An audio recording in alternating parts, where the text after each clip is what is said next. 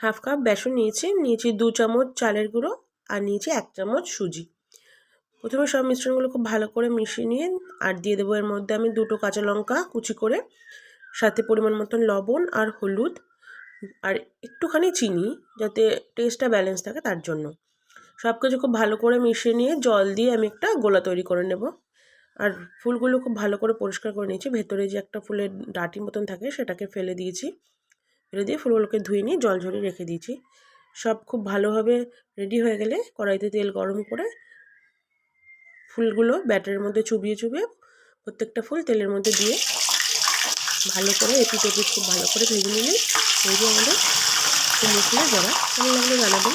খেতে ভীষণ টেস্টি হয়, গরম গরম ভাতের খেতে খুব ভালো লাগে এবং নর্মালি খুব ভালো লাগে খেতে।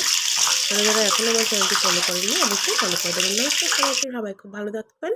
দেখা হচ্ছে নেক্সট ব্লগে সবার সাথে।